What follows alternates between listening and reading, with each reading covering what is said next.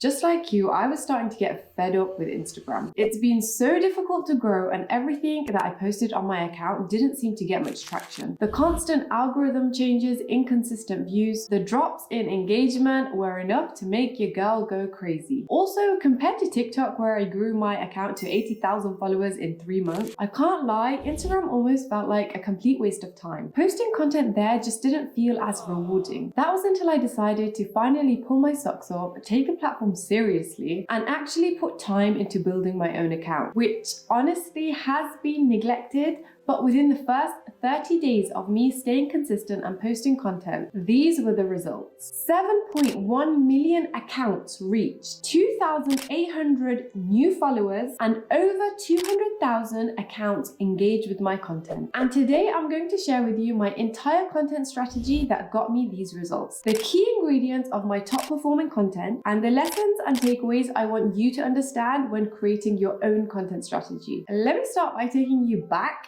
to before I achieved these results.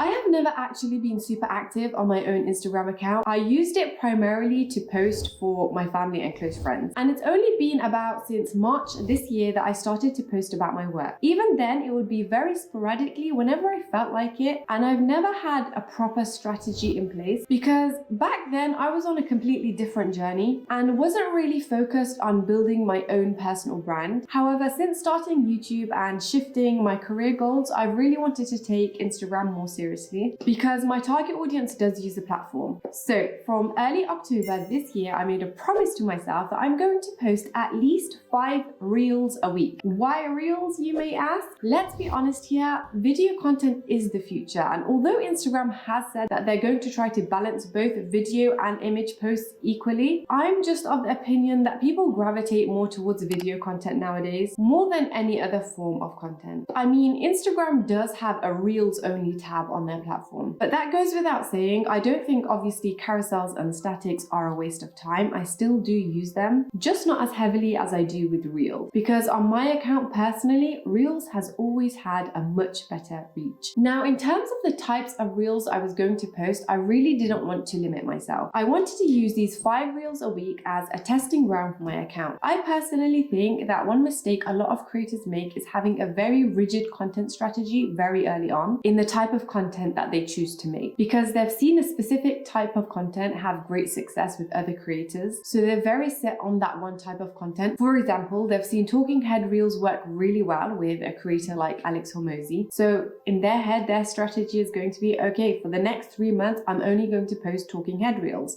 because I have a very similar niche. I personally don't believe in having a very rigid strategy. If you don't try new things or experiment, how are you going to know what works and what doesn't work for you? You really have to be open to making mistakes and having failed content, because the quicker your content fails, the quicker you get closer to finding success on the platform. That's why as soon as I started, I threw out talking head reels, I did voiceover storytelling videos, I did Instagram template videos, I did the 7-second B-roll clips with trending music overlaid on top. I did as many different types of formats as I could to see what sticks. And I didn't do this just to see what my audience prefers. I also did it to see what type of content comes naturally to me and what type of content I felt most inspired to make. Because if you're going to be consistent, you have to enjoy it to some degree, right? Duh. However, one thing I really didn't compromise on across all of these types of content was providing value. Everything I posted, regardless of the style or the format, it had to, without question, either educate, inspire,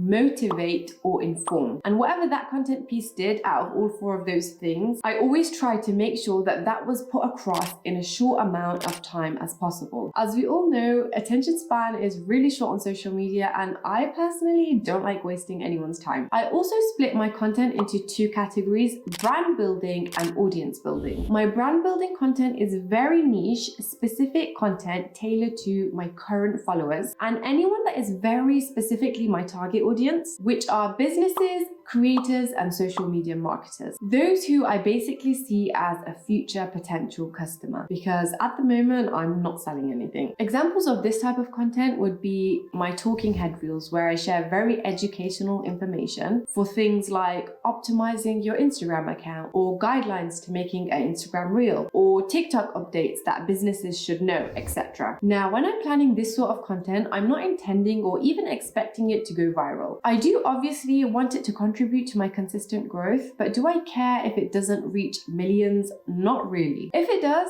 that's awesome, but it's not its main purpose. The main purpose of my brand building content is to build trust and authority on the platform. And this type of content will make up 70 to 80% of the content in my strategy. Now, the second category is audience building content. Now, this type of content is very strategic. It's content that still does fit within my niche, is still very much on topic. However, it's suitable for a much bigger pool of people. It's more relatable to a wider audience. And when I create this type of content, I do have the hopes and intention for it to go viral. Let me take you to an example of this type of content that I've made and break down the key ingredients that made this specific piece of content go viral. This video here currently has over 10 million views, almost 200,000 likes, over 1,000 comments, and almost 10,000 saves. Let's watch the entire thing together and then go through what makes this a viral piece of content.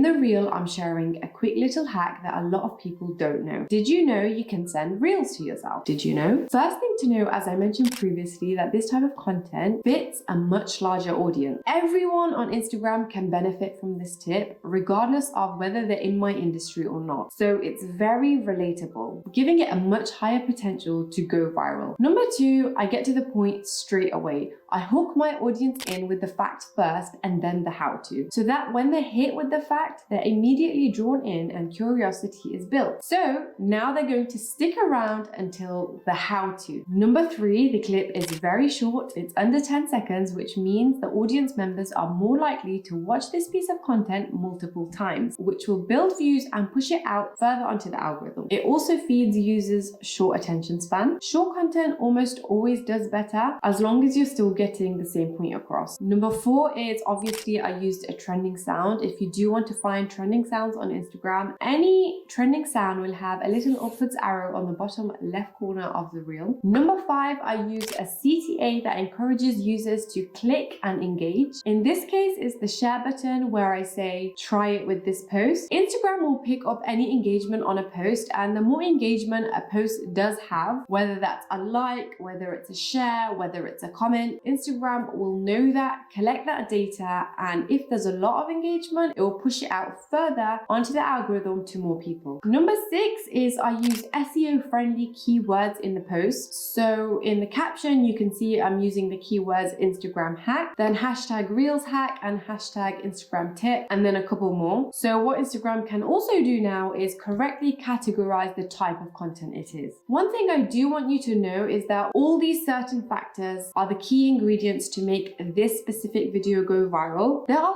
so many different ways and combinations of factors that can make up a viral piece of content. Just like how there's so many ways you can make an omelette. That being said, those mentioned above are generally the most key factors you're going to find in any type of viral content. That is my Instagram strategy thus far. If you do have any further questions about my Instagram strategy, please ask away in the comments below. I'll be happy to answer them. If you did like this video or found it useful, then please give it a thumbs up. That really helps out with my channel. And if you want to watch more content like this, don't forget to subscribe because I post every single week.